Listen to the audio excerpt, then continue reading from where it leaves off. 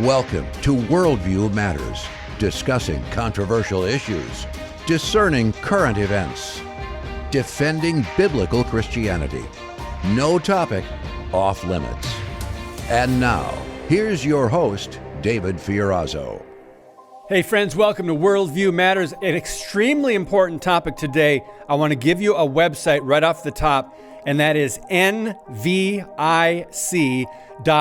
That is the National Vaccine Information Center.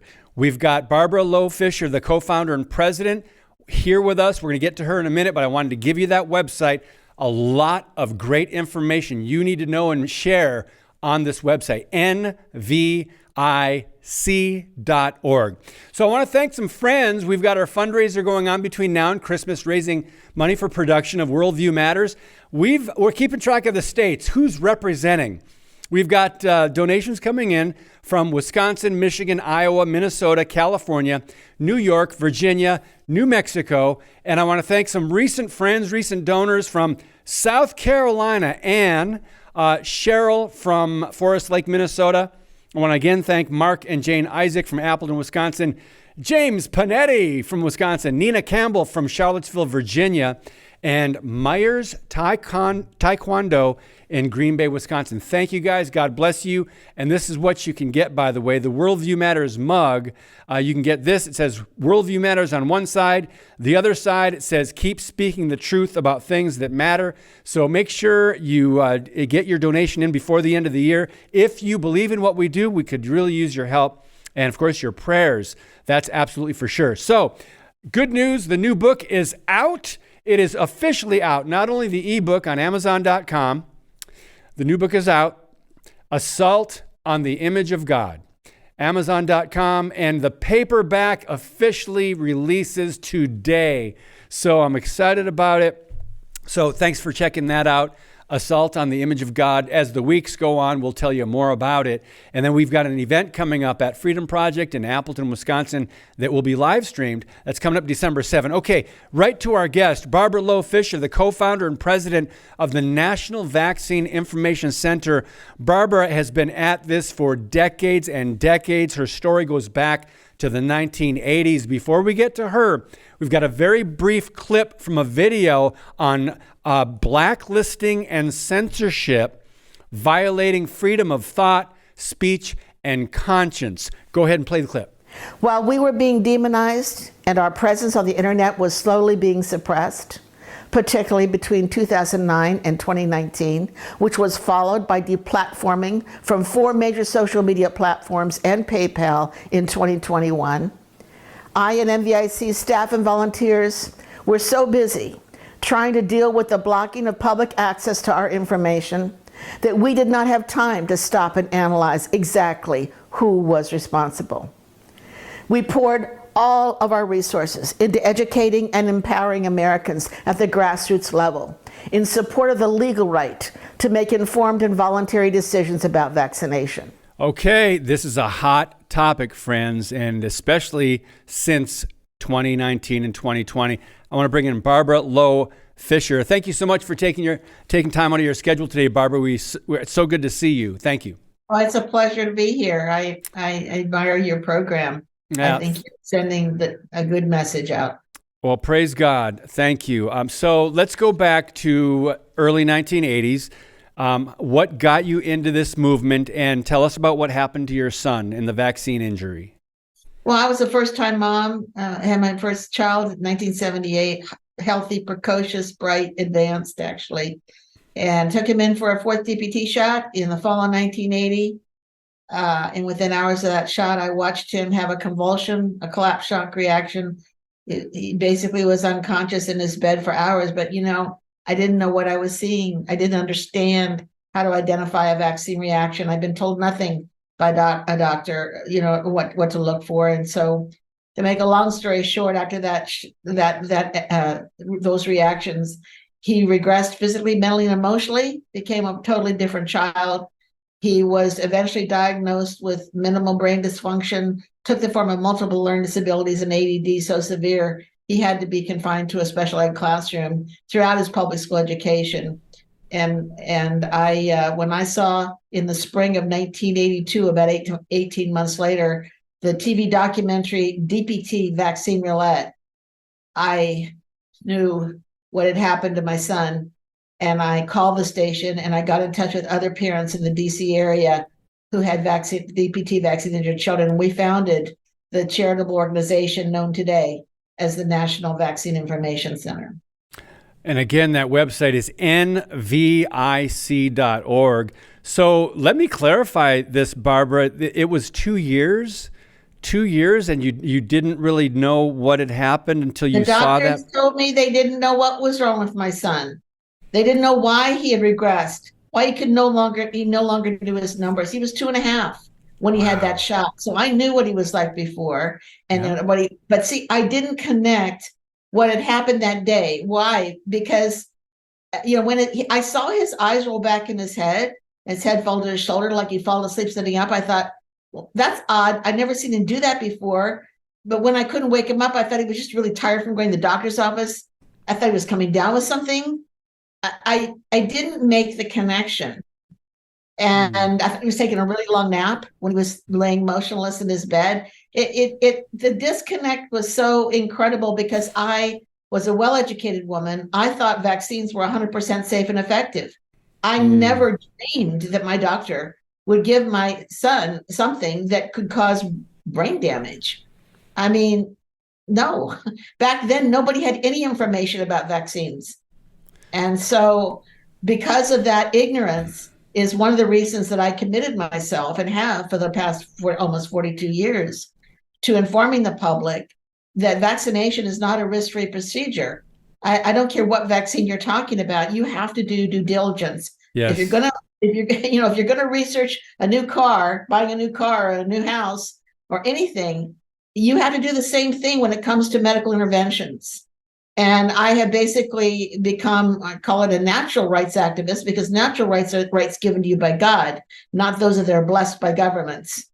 And a natural right is the right to autonomy, the right to protection of bodily integrity.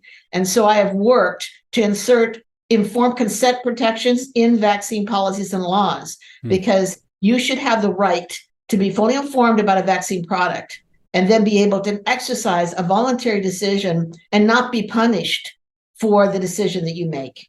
Yes, let's talk about that. The punishment of American citizens, and of course, globally, worldwide, but let's just talk about what happened in America during COVID.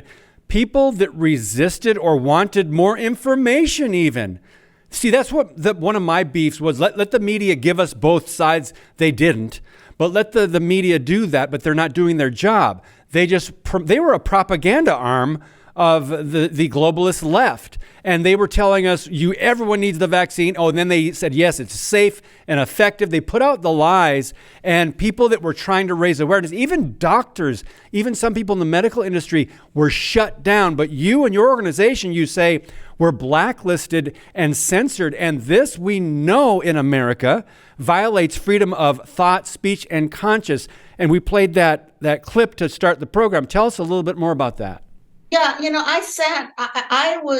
I worked with Congress on the National Childhood Vaccine Injury Act of 1986, which was passed and was signed into law by President Reagan. He didn't want to sign it because he wanted the companies to be completely shielded from all liability.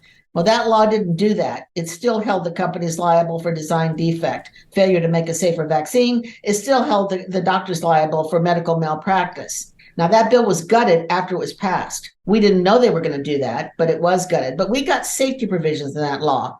So when the vaccine adverse event reporting system, which people can report to, and they can also view over 1.5 million adverse events that have been reported after COVID shots through the VAERS system, which you can access through nvic.org. Those safety provisions were supposed to make the vaccine system safer, informing, recording, reporting, and research provisions. I sat on government advisory committees. I sat on committees at the Institute of Medicine, National Academy of Sciences. I debated doctors on television through the 1980s and 1990s, because back then you still could talk about this issue. You could still debate it. It was still an allowable conversation in the public square, particularly the digital public square. But around 2015, the screws started to be tightened. And there was this effort to try to limit conversations about vaccination. Why? Because more people were becoming aware and more people were joining us in the states and pushing against vaccine mandates. And so what did they do in 2020 when the pandemic hit? What they did was they went after MVIC first. And in March of 2021, we were deplatformed from Facebook. Within the next 6 months, we were deplatformed from Instagram, Twitter, and YouTube. All my commentaries, 15 years of commentaries, gone without warning. And then on December 23rd, a few days before Christmas, in the evening, we were called and told that PayPal had blocked all donations to MVIC. We lost all our monthly donors. Nobody could donate during our end of year campaign. Now, this is the interesting thing, and one of the reasons I did this report on censorship. I learned later why PayPal did that. They were sent a letter by congressmen, by representatives in the U.S. House of Representatives from one political party, and told to demonetize NVIC, a small charity. And I looked at that, and in August of this year, I decided to stop everything that I was doing and take a deep dive into the medical literature and into the mainstream media reports. And I created a report for the U.S. Judiciary Select Subcommittee on the weaponization of the federal government, which is headed up by Representative Jordan. I wanted to put it on the record on that committee, what had been done to NVIC. And what I found was absolutely stunning. In my research, I knew Department of Health and Human Services, didn't like us at this point. I knew the pharma didn't. I knew that medical trade didn't. But I had no idea that at the very highest levels of government, at the Department of State, the Department of Homeland Security, the FBI, the CIA, all of these departments were involved in collaborating with the mainstream media, with foreign political operatives like Imran Ahmed from the Center for Countering Digital Hate, and universities that are funded by pharma and the government to suppress and silence and neutralize all of MVIC's information and take me out of the public square. Silence my voice. And I was furious.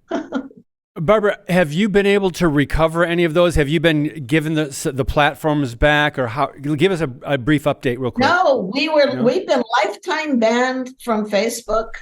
And I don't know about Instagram lifetime ban. We were lifetime banned from Twitter, but when Elon Musk purchased Twitter and rebranded it as X, on February 23rd of this year, we finally got the right to go back onto Twitter. And what's your Twitter handle so people can follow you? At NVIC Lowdown. Okay. NVIC. We're going to have to take a very quick break, but nvic.org. More with Barbara Loe Fisher when we come back. Today's show is brought to you by Harbinger's Daily. World news biblically understood. Stay informed at harbingersdaily.com.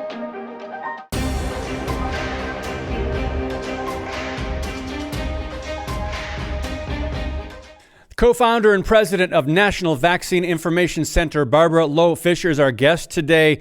Before we get to an article I wanted to talk to you about, and actually I wanted to talk to you a little bit about Open VAERS, because you mentioned that as a vaccine reporting system, Barbara. 2.5 million, over 2.5 million reports of vaccine adverse events right now, and that's through October, late October 2023. 36,000 plus COVID vaccine reported deaths.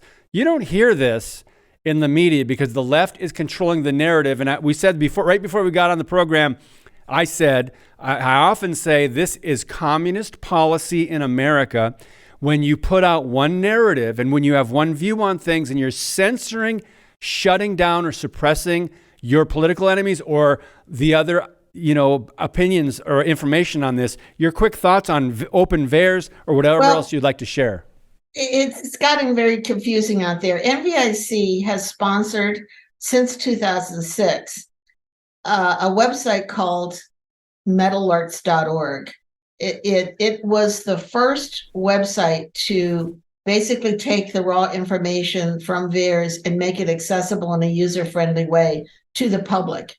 It was created in 2003 before the CDC created their Wonder database, and we started sponsoring it in 2006. So it's metalerts.org that NVIC uses to make the public aware of the reports that have come into the vaccine adverse event reporting system. We concentrate on the reports actually made in this country. I think Open VAERS is looking at the world, not just this country. Mm-hmm. So on VAERS in this country, we have logged in at over 1.5 million adverse events. And, if you're considering getting a COVID shot, you really do need to look at that database, because there are descriptions of what these people have suffered. Now, not every single report made to VAERS can be determined to be causally related to the vaccine, but you can see the patterns. You can see the patterns clearly. And the government, of course, has acknowledged that myocarditis, inflammation of the heart, is causally related to the vaccine, to the mRNA vaccines, which are the ones that have market share. Pfizer and Moderna, both U.S. companies, have market share in terms of these COVID shots, which are not really vaccines. The mRNA platform is a completely different type of a product than the traditional vaccines we've used before the COVID shots. So I encourage everyone, I don't care what vaccine you're talking about, you can go to NVIC.org, and we have a diseases and vaccines section, and all of our information is referenced. I mean, I'm an inveterate referencer. The report that I submitted to the Judiciary Committee has over 420 references live linked. So it's a whole library. So tell us about the website, thevaccinereaction.org, because you guys are doing that one as well? Yeah, the vaccinereaction.org is our weekly journal newspaper, and I started that back in 1995 in print publication form, and in 2015 I launched it in digital form, the vaccinereaction.org. And what's nice about that is it's once a week. It comes into your email box. It's free, and we do short articles. So it doesn't take you very long to read them. We kind of are eclectic and take different topics and choose 4 topics and a video. So it's kind of a way to stay up to date on the things that are being talked about out there, not just on vaccination, but also health and autonomy, because the journal newspaper is dedicated to an enlightened conversation about vaccination, health, and autonomy. So we could talk about so many things right now. It's just a pleasure to be speaking with you, Barbara, and connect finally. But we've learned a lot since COVID. And one of the things I wanted to ask you, you've written articles on this. There's information on your website on this. It was the fastest development and mass administration of an experimental vaccine in history. And you mention, or the article mentions, Pfizer and 6 other drug companies, $9 billion to manufacture the vaccine for coronavirus, and this was warp speed. And there's so much else that the U.S., the emergency authorization. What have we learned?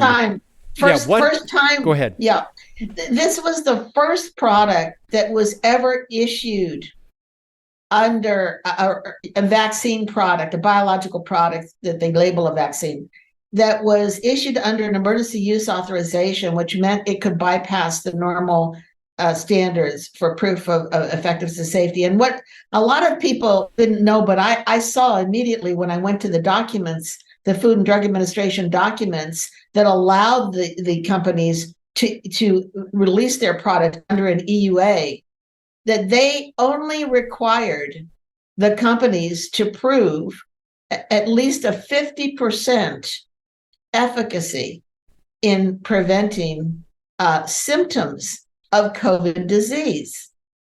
And I thought, wait a minute, symptoms of the disease? You mean you're not requiring them to prove that it cannot, that it prevents infection and transmission?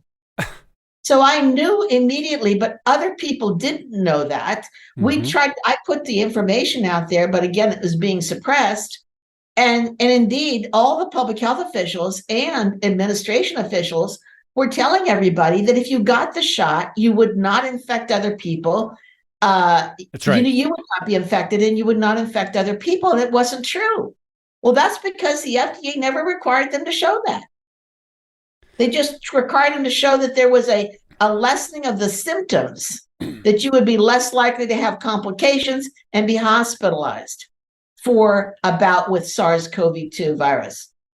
So, and the other thing I thought was interesting was, why aren't they calling this a SARS-CoV-2 vaccine? Why are they calling it a COVID vaccine? Oh, wait a minute. They're making they're distinguishing between the virus, the viral infection, and the disease, the symptoms of the disease.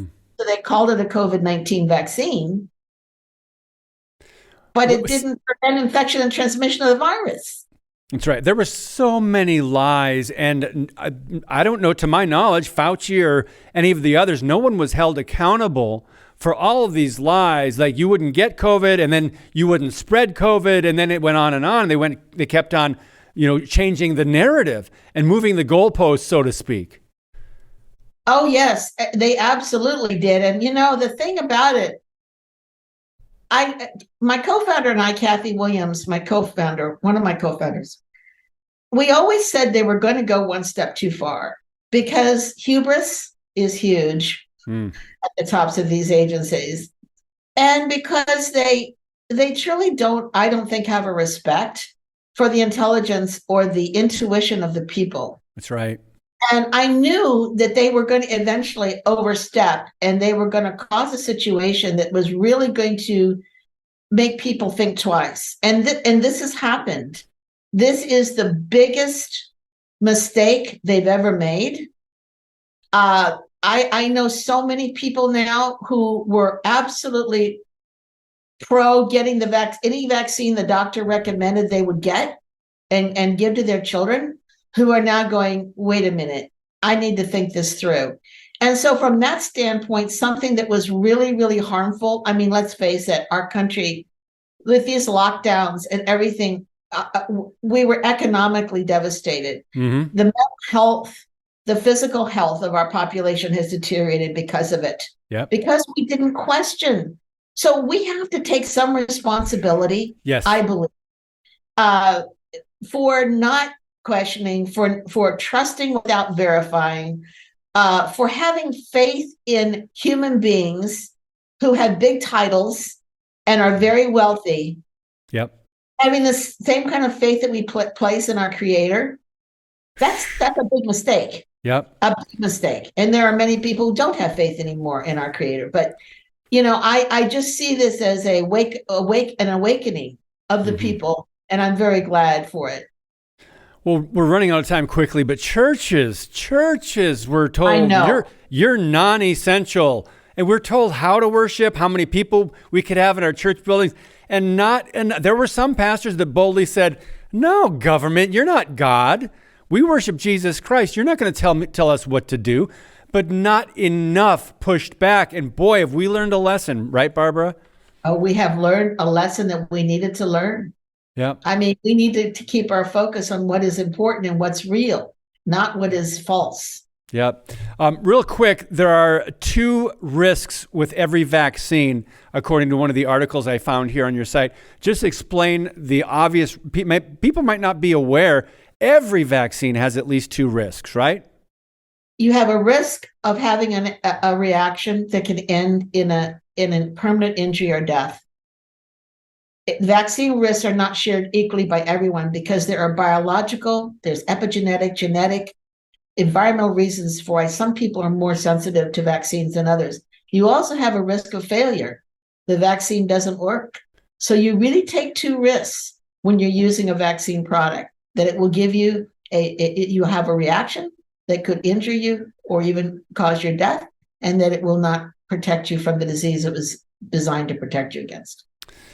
And not enough people understood, and we took the people at their word that they were looking out for the best interests of the country. They were not. A lot of it was about power and control. That's the globalist plan.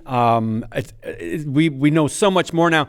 Your last thoughts, because your life has changed since 1980. My life has changed in the last 2 years after my wife wanted to go visit her family in Canada, Toronto, couldn't get across the border, had to take the vaccine or took it, and now our lives are very different now because of that. Your final thoughts, Barbara? Informed consent to medical risk-taking, the right to make an informed and voluntary choice about what you're willing to risk your life or your child's life for, I really believe is a fundamental natural right. It's often called human right. And I believe that it's worth fighting for. And that's what MVIC does. And by the way, since we were in the States for 13 years before this pandemic, we prevented any state legislature from passing a COVID vaccine mandate for children to attend school. I consider that a victory. Mm-hmm. And I know that we can build upon that awareness and really protect our right to make voluntary choices about vaccination. I hope everybody comes and becomes involved. Go to nvic.org and get involved. Yeah, I can't stress that website enough, friends. nvic.org, National Vaccine Information Center. And by the way, Barbara, there is some good coming out of this. I mean, the Army, I just see this article. The Army is trying to bring back soldiers that were booted for refusing the vaccine. Hospitals, some medical workers, due to some sort of lawsuit, they're going back. Some corporations now that fired people for just saying no for whatever reason. And so there are lawsuits. We're seeing things happen. I hope and pray the churches and American citizens will wake up, go to the website, and Lord willing, you've got something coming up potentially early next year. We'd like to have you back on. Can you tease that real quick? Yeah, I'm going to put my report to the Judiciary Committee. I'm going to expand it and put it in ebook form, and so everybody will have access to it. Excellent. We'll talk to you, Lord willing, early in the new year. Barbara Loe Fisher, God bless you. Thank you so much for your time today. Thank you. All right. Friends, a reminder of the event coming up December 7th at Freedom Project in Appleton, Wisconsin. I'll be speaking about the worldview issues and my new book, Assault on the Image of God, which is available now. So please go check that out. Again, friends, if you want to support the show, worldviewmatters.tv. One-time $200 gift or more. You can get this mug that is pictured there with Worldview Matters on it. And on the other side, keep speaking the truth about things that matter. Also a $25 a month donation or more, of course. You can get this mug sent to you. We would gladly do that. So just let us know, worldviewmatters.tv. God bless you. And as always, keep speaking the truth about things that matter.